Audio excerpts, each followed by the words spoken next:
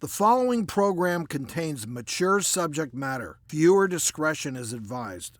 How do you do this the right way, though? And also, how young is too young? I think we could all agree that someone needs to be mature enough to deal with the consequences before you should have sex. So how do we deal with that? Yeah, it's hard. I think as a parent, what I've seen in my practice treating adolescents, I found that the #1 reason that kids have sex too early is because they don't have a strong, stable relationship with their parents.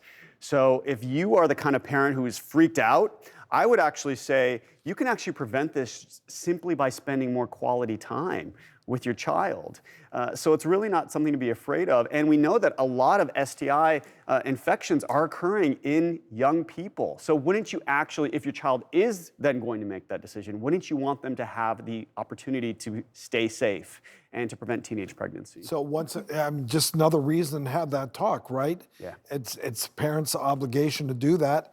And, we don't want to always be spying on our kids, but if you see condoms in their room, well, then you can assume they're having sex. So, But not necessarily, Drew, because if some organizations are mailing out condoms, so, that's the thing I think, you need to ask the question, what are the condoms doing where here? do you get that? Well, if they're being mailed, and you say, oh, son, you got a package in the mail today, what is it? And it's like, But I think to your point, Dr. Dow, so what you're saying is these kids who are having sex younger and younger may just be looking for that love and that validation that they really need from their parents. Yeah. And so the more you try to shy away from this topic and you're not modeling an open, honest, communicative relationship with them, you're probably pushing them a little bit more in that direction. Yeah, correct? and if you freak out when you see that, you are now communicating, you can't talk to me because I'm not comfortable with you having sex ever. So guess what? They're not going to talk to you.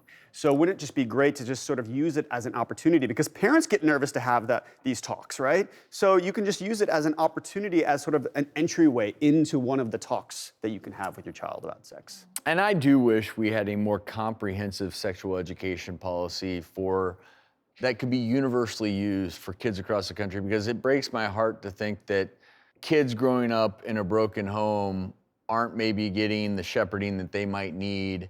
And if no one's ever having a conversation with them about sex, that's a travesty. And the reason is that you mentioned sexually transmitted infections, but if you get a sexually transmitted infection at a younger age, it increases your likelihood of infertility and potentially other adverse outcomes. So I think having the talk, I think robust community programs, destigmatizing it, and teaching our kids before they learn from their peers and from the internet. Yeah.